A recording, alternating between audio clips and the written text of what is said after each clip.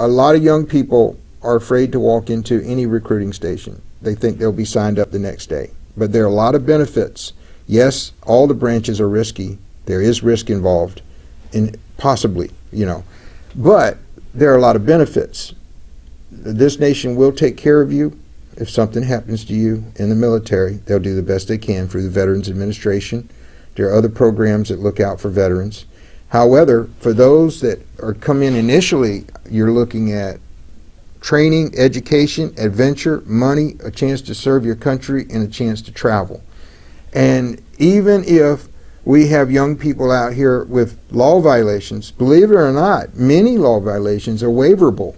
There are exceptions to some law violations. So just because a young person has had some trouble in their early life, there's a possibility they can still serve their country.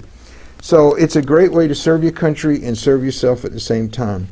The Army trained me to be firm and fair with everybody, and I practiced that after I left the service. I've always been firm and fair with everybody. I worked for the State Department of Employment, Workforce, Social Security Administration, and I appreciate the way the country helps the veterans get jobs, because I'm a product of that. Both those jobs were veteran type slots that I was available to get. Yes, now I have never vacationed to Haiti, but on September 15th, 1994, under President Clinton, we went into Haiti as peacekeepers to restore democracy when President Aristide had a coup attempt. They had a coup attempt in Haiti. And I understand the 10th Mountain Division out of New York, I believe, came in and secured Port-au-Prince. We landed at the airport. I think there were elements of 82nd Airborne Division. I was up at Fort Eustis, Virginia, 7th Transportation Corps. We were a cargo transfer company, so they set us up at the seaport, Port-au-Prince. And that was quite an experience. It's a very hot country. It's directly under the equator. And they do have these little gnats that bite or sting, like little gnats, sand gnats. And these things would chase you into a truck at night if you were trying to secure yourself from these things. They would just go in swarms after you. I'll never forget that country. It was very hot. And but I got the Expeditionary Medal out of that operation. I personally never had to pull a trigger or hurt anybody.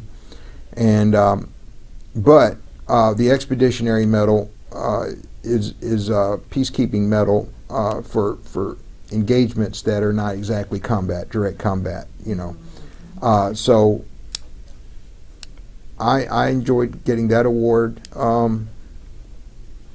and I went to KFOR, Kosovo Forces. I was one of the rotations in Kosovo for peacekeeping, and also assigned to NATO. And that was good. That was in the former Yugoslav Republic of Macedonia. Some people call it Fyrom. It's just above Greece, and it's below Kosovo.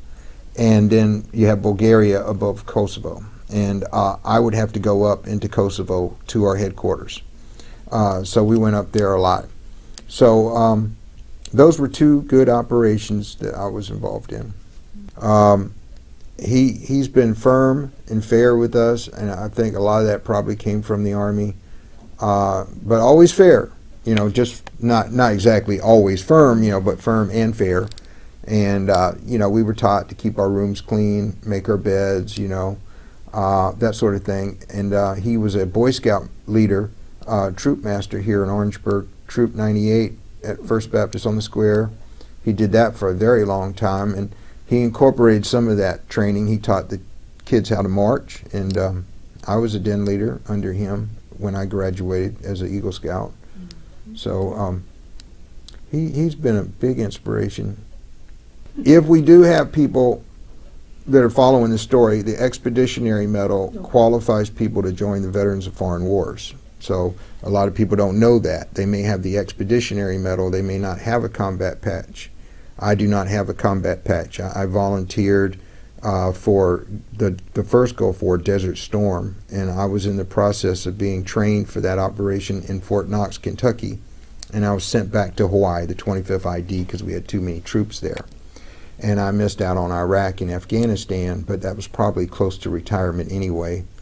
Because we all need help. We're all uniquely different, and we all have strengths and weaknesses, myself included, of course. I have weaknesses.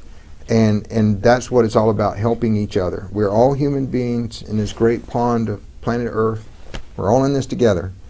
So, we should help each other.